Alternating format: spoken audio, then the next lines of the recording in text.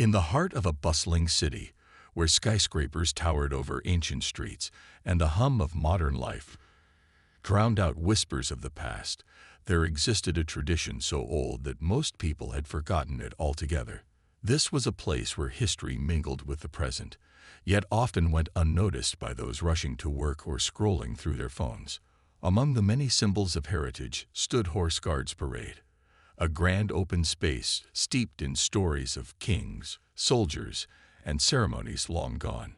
But on this particular morning, something unusual stirred in the air, something that would soon capture the attention of an entire nation. King Edward IV, known for his quiet and reserved nature, rarely ventured into the public eye unless duty demanded it. Unlike some of his predecessors who thrived in the spotlight, Edward preferred solitude. He spent his days reading in the palace library, walking through the gardens at dawn, or tending to matters of state behind closed doors. To his subjects, he was a distant figure, a man they respected but didn't truly know. Some admired his humility. Others wondered if he cared enough about them. Whispers spread among the people. Was the king too detached? Did he understand their struggles? But little did anyone know, deep within the walls of Buckingham Palace, plans were being made that would change how the world saw King Edward. It all began one crisp autumn morning when the king found himself wandering through the royal gallery. The sunlight streaming through the windows illuminated portraits of his ancestors, kings and queens who had once ruled with authority and splendor. One painting caught his eye, a depiction of King George III riding majestically through Horse Guards Parade, surrounded by cheering crowds. Edward paused, staring at the image as memories of childhood lessons flooded back. Back then, such rides were common, a way for monarchs to connect with their people and remind everyone of the bond between ruler and ruled. As he stood there, lost in thought, an idea began to form in his mind. What if he could revive that tradition?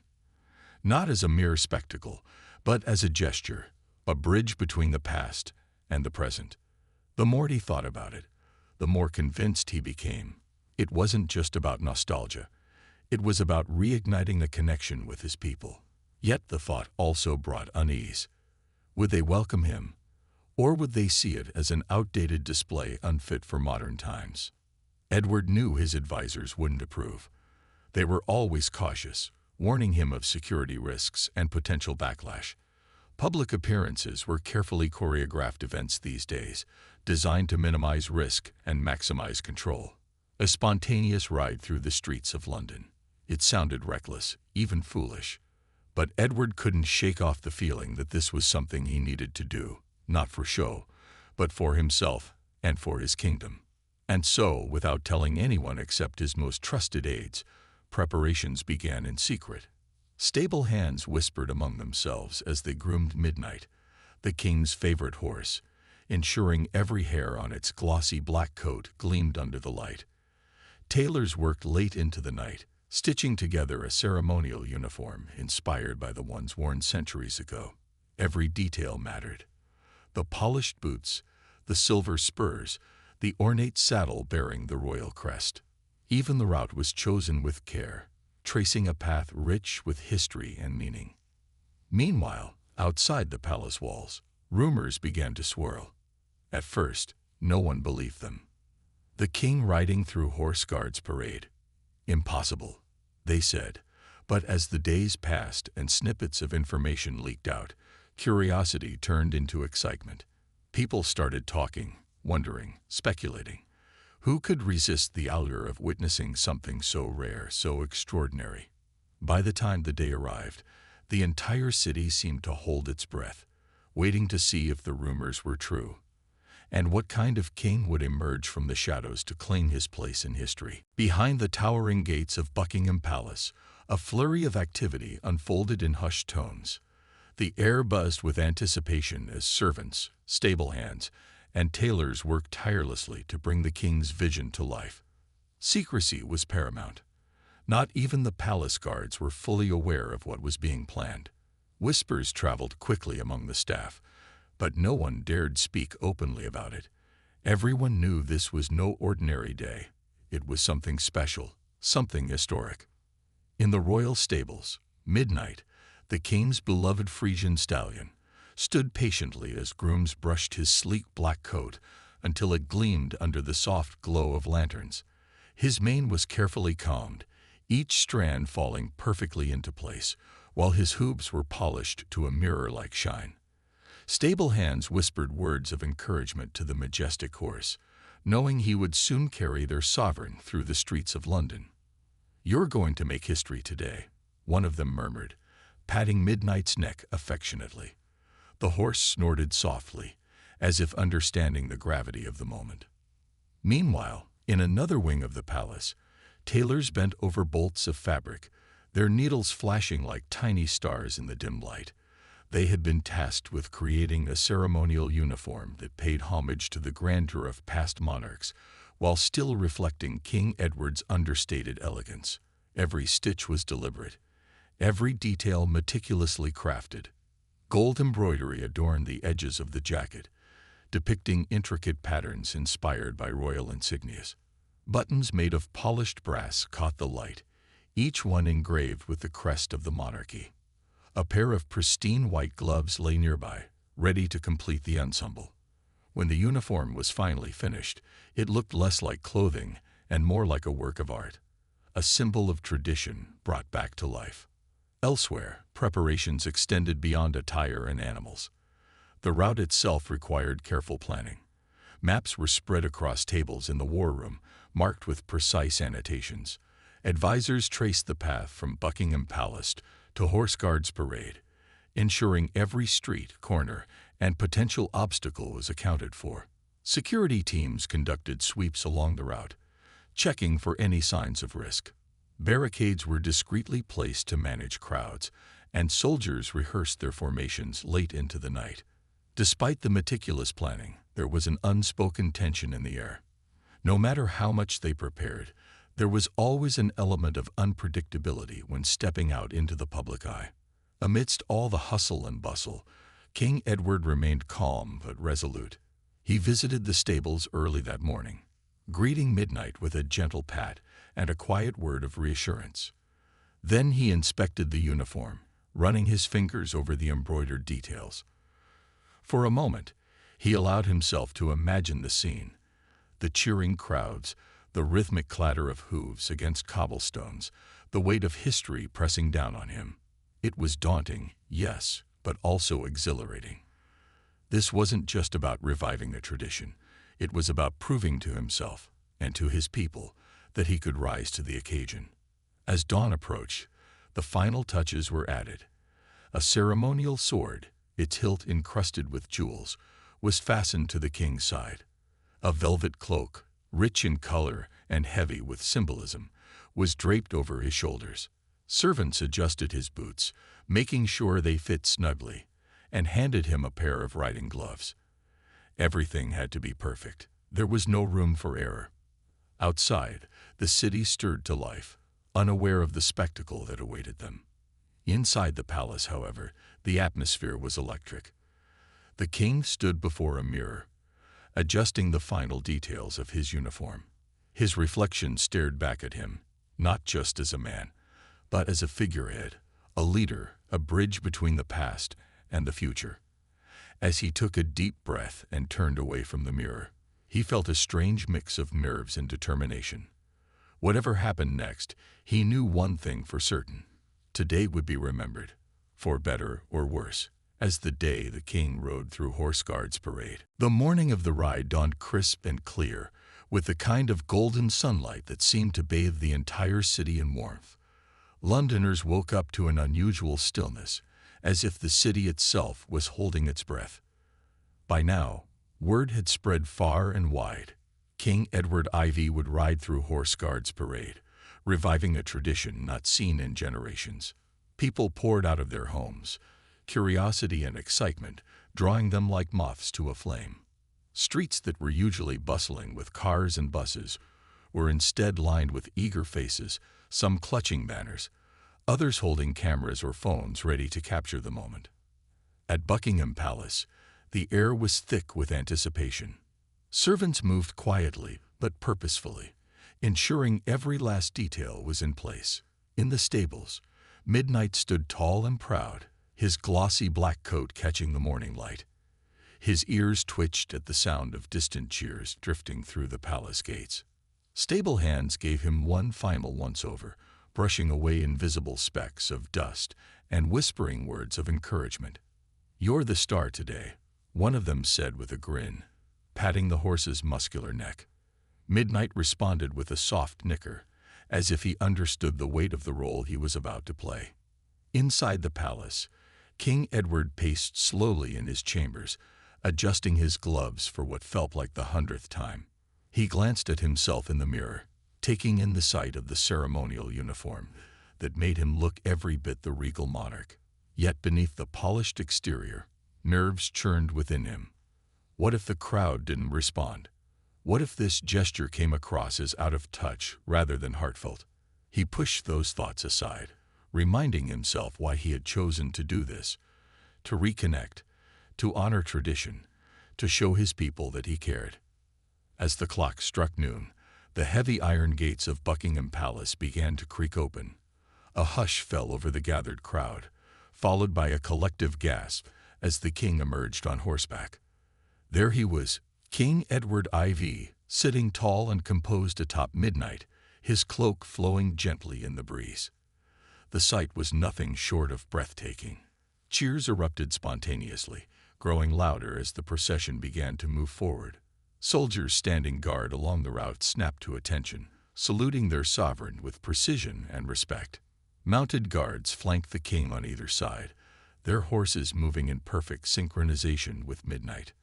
The rhythmic clatter of hooves against the cobblestones created a melody that echoed through the streets, blending with the sounds of applause and shouts of admiration. Children perched on their parents' shoulders waved tiny flags, their eyes wide with wonder.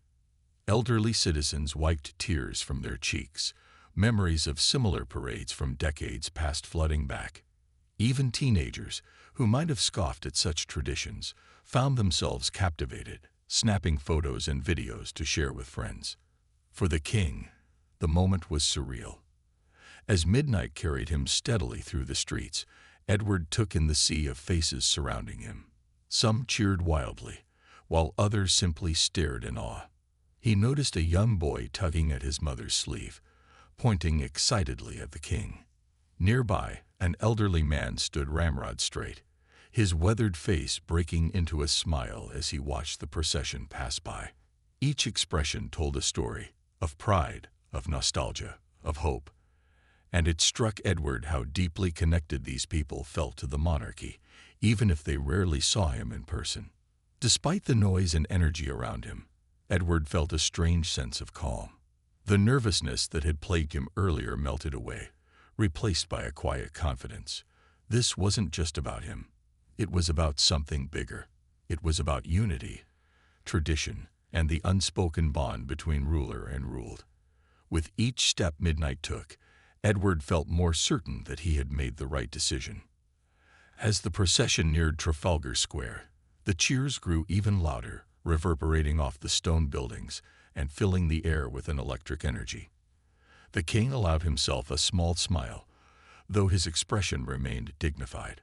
For the first time in years, he felt truly connected to his people, not as a distant figurehead, but as someone who shared in their joy and their history. And as the sun climbed higher in the sky, casting its golden light over the scene, it became clear that this day would be remembered not just as a rare moment, but as a turning point, a reminder that even in a modern world, some traditions could still bring people together. As King Edward IV rode through the streets of London, the world seemed to shrink around him. The noise of the crowd, the cheers, the applause, the occasional shout of "Long live the King," was overwhelming at first, but as Midnight's hooves continued their steady rhythm, the king found himself tuning into something deeper. Beyond the spectacle, beyond the pageantry, he began to notice the individuals who made up the sea of faces lining the route. Each person told a story, and each face carried emotions that resonated with him in ways he hadn't expected. There was a young boy, no older than 6, clutching his mother's hand tightly. His eyes were wide with wonder, fixed on the king as if seeing a figure from a fairy tale come to life. The boy tugged at his mother's sleeve, pointing excitedly at Midnight's flowing mane and the glint of sunlight on the king's ceremonial sword. Edward couldn't help but smile faintly at the innocence of it all. This child, like so many others, saw the monarchy not as an abstract institution, but as something magical, something larger than life. It reminded him of his own childhood, when he had looked up at portraits of his ancestors with the same sense of awe. Further along the route, an elderly man stood near the front of the crowd, leaning heavily on a cane. His posture was rigid, almost military, and his eyes glistened with unused tears. Edward recognized the look immediately. It was the gaze of someone who had lived through history, who remembered a time when such parades were more common. As the king passed by, the man raised a trembling hand in salute, his lips moving silently. Edward nodded in acknowledgement, feeling a lump rise in his throat. He knew this man wasn't just saluting him. He was honoring the legacy of all those who had come before. Then there were the teenagers, huddled together and snapping photos with their phones. At first glance, they seemed disinterested, laughing and joking among themselves as if they were at a concert rather than a royal procession. But as Edward drew closer, he noticed how intently they watched him, their expressions shifting from casual curiosity to genuine fascination. One girl held her phone aloft, recording every moment, while another whispered to her friend, "This is actually kind of cool." It struck Edward that even those who might have dismissed the monarchy as outdated could still be moved by its grandeur, if only for a moment. The ride wasn't just about connecting with the people, it was also a journey through time for the king himself. With each step Midnight took, Edward felt as though he were retracing the footsteps of his ancestors. He imagined them riding through these same streets centuries ago, their subjects cheering just as loudly, their hearts filled with the same mix of pride and duty. Yet, unlike those kings of old, Edward carried the weight of modernity on his shoulders. He understood that being a monarch today meant more than wielding power. It meant earning trust, showing empathy, and finding new ways to remain relevant in a rapidly changing world. Despite the noise and energy surrounding him, Edward found moments of quiet reflection. He thought about the criticisms he had faced over the years, how some accused him of being too distant, too reserved. Today, however, he realized that distance wasn't always a choice. It was easy to feel isolated behind palace walls, consumed by responsibilities and protocol. But here, riding through the streets of his kingdom, he felt a profound sense of belonging. These were his people, and he was their king, not because of birthright alone, but because of the shared history and mutual respect that bound them together. By the time the procession reached the final stretch leading to Horse Guards Parade, the cheers had grown deafening. Flags waved wildly, and children stretched out their hands, hoping to catch a glimpse, or perhaps even a nod, from the king. Edward sat tall in the saddle, his expression calm but warm, acknowledging the crowd with subtle gestures. He knew this moment wouldn't last forever, but it didn't need to. What mattered was the connection forged in these fleeting seconds, a reminder that tradition, when done with sincerity, could bridge the gap between past and present, ruler and subject. As Midnight's hooves clattered onto the cobblestones of Horse Guards Parade, Edward allowed himself a brief moment of satisfaction. The ride had been more than he'd hoped for, not because of the adoration or the spectacle, but because of the humanity he had witnessed along the way. For the first time in years, he felt truly seen, and in turn, he had seen his people as they were, diverse, passionate, and deeply connected to the legacy he represented. As King Edward IV dismounted Midnight at Horse Guards Parade, the atmosphere shifted once again. The thunderous applause that had accompanied his ride through the streets softened into a respectful hush, as if the crowd instinctively understood that this moment carried a different kind of weight. Soldiers stood at attention, their polished boots gleaming under the midday sun, while dignitaries and officials waited patiently on the platform. The king handed Midnight's reins to a waiting groom with a gentle pat, then turned to face the sea of expectant faces before him. Edward climbed the steps to the platform slowly, each movement deliberate and measured. His ceremonial uniform shimmered in the sunlight, but it was his expression that captured everyone's attention. Gone was the quiet reserve he usually wore like armor. Instead, there was a warmth in his eyes, a vulnerability that made him seem more human than royal. For the first time in years, people weren't just looking at their king. They were seeing him. When he finally spoke, his voice rang out clear and steady, carrying over the vast open space. Today, he began, pausing briefly to let the words settle. We honor not just tradition, but unity. The simplicity of his opening line struck a chord with the audience. There were no grand declarations or elaborate speeches, just honest, heartfelt words spoken by a man who clearly meant every syllable. He spoke about the challenges facing the nation: economic uncertainty, social divides, and the ever-present struggle to balance progress with heritage. Yet, amidst these difficulties, he emphasized the importance of coming together, not as subjects and sovereign, but as equals bound by shared history and hope for the future. The king's speech wasn't long, but it didn't need to be. Every sentence carried meaning, every phrase resonated deeply. He recounted stories of resilience from Britain's past, drawing parallels between those moments and the present day. Our strength has never come from wealth or power alone, he said, his voice firm yet compassionate.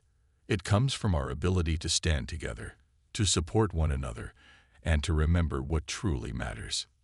As he spoke, the crowd listened intently, hanging onto every word. Even those who had initially come out of curiosity found themselves moved by the sincerity in his tone. It wasn't just the content of the speech that captivated them. It was the way Edward delivered it. There was no trace of arrogance or detachment. Instead, he spoke as someone who genuinely cared, someone who understood their struggles because he had taken the time to see them firsthand during his ride. Toward the end of his address, the king paused and looked out over the gathering.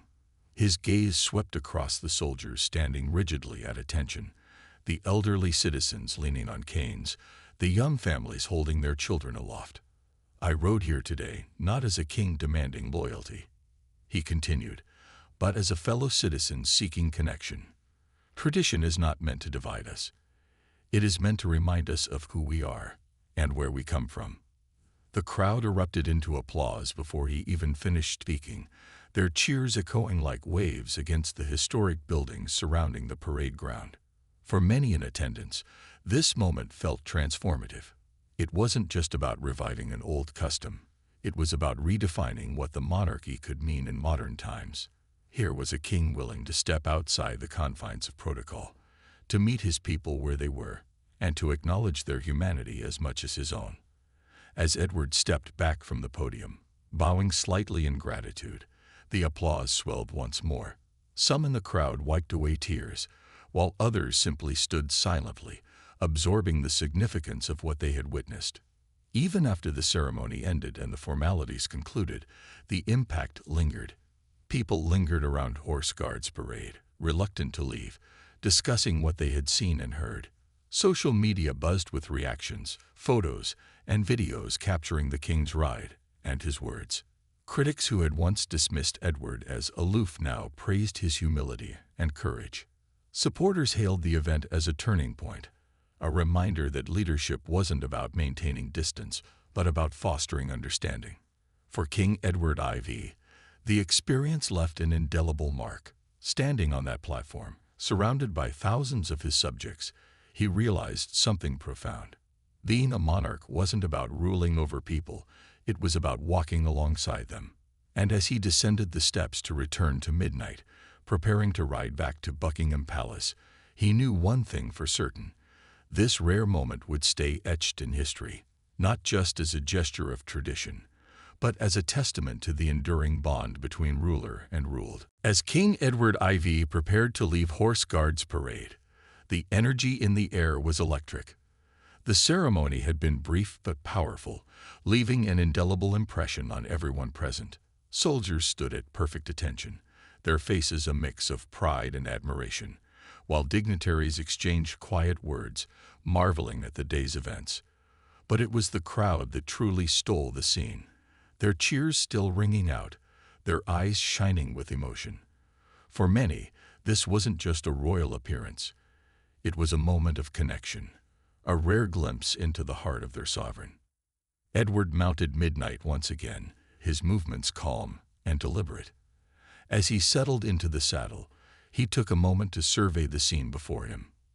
The vast expanse of Horse Guards Parade was alive with color and sound. Flags fluttered in the breeze, children waved enthusiastically, and cameras flashed like fireflies in the daylight. It was a sight that would have overwhelmed anyone, but the king felt only gratitude.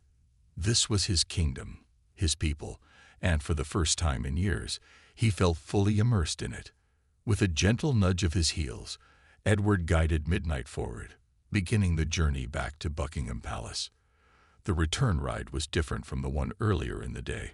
While the initial procession had been filled with anticipation and excitement, this leg of the journey carried a sense of fulfillment, a shared understanding between the king and his subjects. People no longer cheered wildly.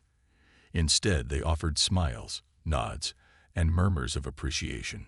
Some even bowed or curtsied as he passed, small gestures of respect that spoke volumes. The king noticed subtle changes in the crowd along the way. In quieter sections of the route, elderly couples held hands, watching silently as he rode by. Their expressions were soft, almost wistful, as though they were reliving memories of parades long past. In livelier areas, groups of teenagers snapped photos and whispered excitedly among themselves. "Did you see how close we got?" one girl exclaimed, clutching her phone tightly. Her friend nodded, grinning ear to ear. These moments reminded Edward that tradition didn't have to be stuffy or outdated. It could be vibrant, alive, and meaningful to all generations. As the procession neared Trafalgar Square, a group of musicians struck up a melody, a spontaneous tribute to the king. The tune was lively yet respectful, blending seamlessly with the rhythmic clatter of midnight's hooves. Passers-by joined in, clapping along to the beat, creating an impromptu celebration that spread like wildfire down the street. Edward couldn't help but smile at the unexpected display of joy. It was unplanned, unscripted, and utterly genuine, a reflection of the bond he had worked so hard to forge today. By the time the gates of Buckingham Palace came into view, the sun was beginning its descent, casting a warm golden glow over the city. The ride had taken hours, but it felt like mere minutes to Edward. Each step midnight took brought him closer not just to home, but to a renewed sense of purpose. He thought about the faces he had seen, the young boy wide-eyed with wonder, the elderly man saluting with tears in his eyes, the teenagers capturing the moment on their phones. They weren't just spectators. They were individuals, each carrying their own hopes, dreams, and struggles. And for the first time, Edward truly understood the weight of his role, not as someone above them, but as someone walking beside them. When the procession finally reached the palace, the gates swung open to welcome him home. Stable hands rushed forward to assist Midnight, leading the horse away with gentle pats and murmured praise. Servants waited nearby, ready to help the king remove his ceremonial uniform and retire to his chambers. Yet Edward hesitated, turning back for one last look at the crowd gathered outside the gates. Though the ride had ended, the connection remained palpable. He raised a hand in farewell, earning one final round of applause before disappearing inside. Later that evening, as the city buzzed with conversations about the day's events, Edward sat alone in his study, gazing out the window. His mind replayed every moment, the cheers, the smiles, the music, and he felt a deep sense of satisfaction. Today hadn't just been about reviving a tradition. It had been about bridging divides, honoring history, and reminding everyone that the monarchy wasn't a relic of the past, but a living, breathing institution. As the sun dipped below the horizon, painting the sky in hues of orange and pink, the king allowed himself a rare moment of peace. Whatever challenges lay ahead, he knew one thing for certain. He had rekindled something precious, a legacy rooted in unity, trust, and shared humanity. By the time night fell over London, The city was alive with chatter about King Edward IV's ride through Horse Guards Parade. News outlets scrambled to cover every angle of the event, replaying footage of the king atop midnight, his ceremonial uniform gleaming under the sun. Social media platforms buzzed with posts, photos capturing candid moments, videos of cheering crowds, and heartfelt messages from people who had witnessed history unfold. Hashtags like hashtag The King Rides Again and hashtag Unity in Tradition trended worldwide, sparking conversations not just in Britain but across the globe. For many, it wasn't just a royal appearance. It was a reminder of what leadership could look like when rooted in sincerity and connection. Critics who had once dismissed Edward as distant or out of touch softened their tone. Opinion pieces praised his boldness, calling the ride a masterstroke of modern monarchy. Even skeptics admitted that the gesture felt genuine, a rare blend of tradition and accessibility that resonated deeply with people from all walks of life. Supporters, meanwhile, celebrated the day as a turning point in the king's reign. Letters poured into Buckingham Palace, some written by hand, others typed hastily on phones, all expressing gratitude for a moment that had made them feel seen and valued.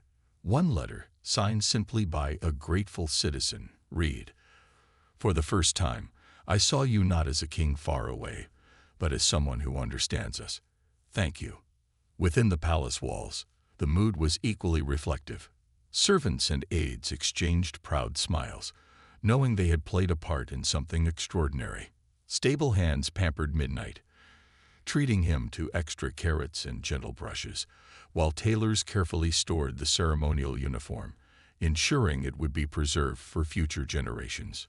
Yet, amidst the celebrations, there was also a quiet acknowledgement that this was more than just a successful event. It was a new chapter for the monarchy itself. For King Edward IV, the aftermath brought both relief and resolve.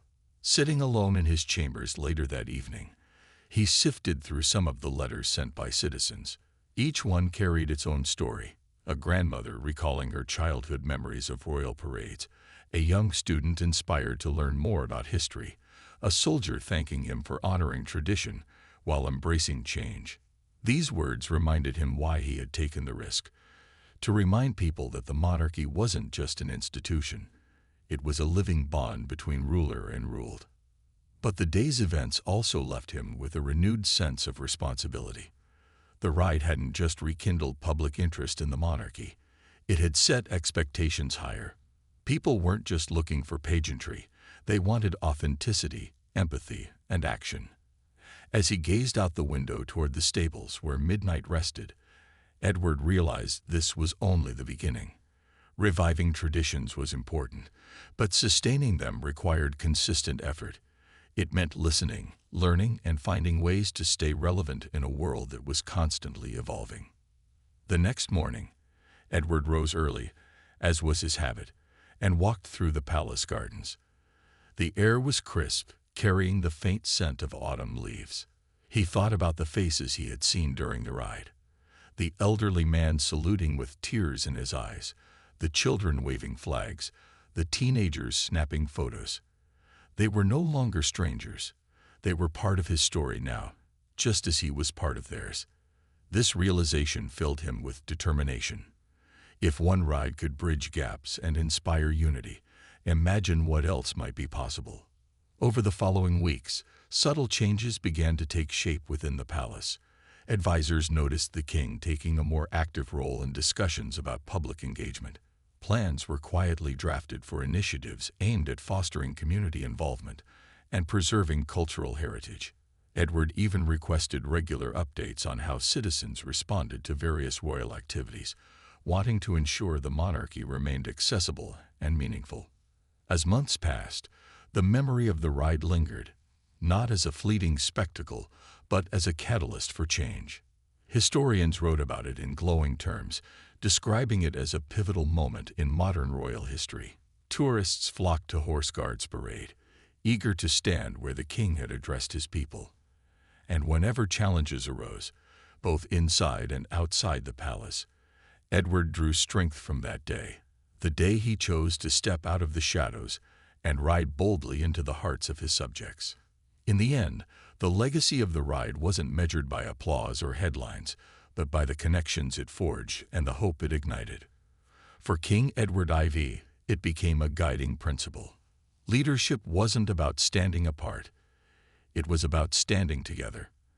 And as long as he wore the crown, he vowed to honor that truth, one step at a time. The idea of riding through Horse Guards Parade didn't come to King Edward IV overnight. It had been simmering in the back of his mind for years, though he hadn't realized it until recently. The king was a man who valued routine and solitude, often spending hours alone in the palace library or wandering through the lush gardens at dawn. These quiet moments allowed him to reflect, to think deeply about his role as monarch and what it truly meant to serve his people. But lately, something had been gnawing at him, a sense that he was missing something important, something vital. It all began during one of his solitary walks through the royal gallery, where portraits of his ancestors lined the walls. Each painting told a story: kings and queens who had ruled with authority, fought battles, signed treaties, and led their nations through times of peace and turmoil. One portrait caught his attention more than the others, a depiction of King George II, astride a magnificent white stallion, leading a grand procession through Horse Guards Parade. The scene was alive with energy. Soldiers saluting, crowds cheering, banners fluttering in the wind. Edward stood before the painting, studying every detail, feeling an unexpected pang of longing. He couldn't help but compare himself to the figures immortalized on the canvas. They seemed larger than life, commanding respect and admiration from their subjects. What did he have to show for his reign so far? Quiet governance, yes, and steady leadership, but nothing that sparked passion or inspired awe. His advisors often praised him for his caution and restraint, qualities they deemed essential in a modern monarch. Yet, standing there, Edward wondered if those same qualities were holding him back. Was he too distant, too focused on maintaining order rather than forging connections? As he gazed at the portrait, memories surfaced, lessons from his childhood about the importance of tradition and the bond between ruler and ruled. He remembered how his father used to speak of parades like these, not as mere displays of power, but as opportunities to unite the nation. A king must be seen, his father had once said, not just as a figurehead, but as a symbol of hope. Those words echoed in Edward's mind now, stirring something deep within him. Perhaps it was time to step out of the shadows, to remind his people that the monarchy wasn't just an institution, it was a living legacy. But reviving such a tradition wouldn't be easy. The world had changed since the days of King George II. Modern monarchs were expected to tread carefully, avoiding anything that might seem ostentatious or out of touch. Edward knew his advisors would balk at the idea, warning him of security risks and potential backlash. Public appearances were tightly controlled affairs these days, designed to minimize risk and maximize control. A spontaneous ride through the streets of London. It sounded reckless, even foolish. Yet the more he thought about it, the more convinced he became that this gesture was necessary, not for spectacle, but for connection. Edward decided to act, but cautiously. He confided in only a handful of trusted aides, asking them to begin preparations in secret. Stable hands were instructed to ready Midnight, his favorite horse, ensuring the stallion was groomed to perfection. Tailors were summoned to design a ceremonial uniform that honored the past while reflecting the present. Every detail mattered. The polished boots, the ornate saddle bearing the royal crest, the sword that would hang at his side. Even the route was chosen with care, tracing a path rich with history and meaning. Still, doubts lingered in the king's mind. Would the people welcome him, or would they see this as an outdated display unfit for modern times? Could he really bridge the gap between tradition and progress? As he retired to his chambers that night, Edward found himself staring out the window toward the stables where Midnight rested. Tomorrow would bring new challenges, but for now, he allowed himself a rare moment of optimism. If done with sincerity, this ride could be more than just a nod to the past. It could be a step toward the future, a reminder that leadership wasn't about ruling from afar, but about walking alongside those you served. And so, with a mix of excitement and trepidation, King Edward IV made up his mind. This wasn't just about nostalgia. It was about purpose. It was about proving to himself and to his people that the monarchy could still inspire, still unite, still matter. Whatever happened next, he knew one thing for certain: this decision would change everything.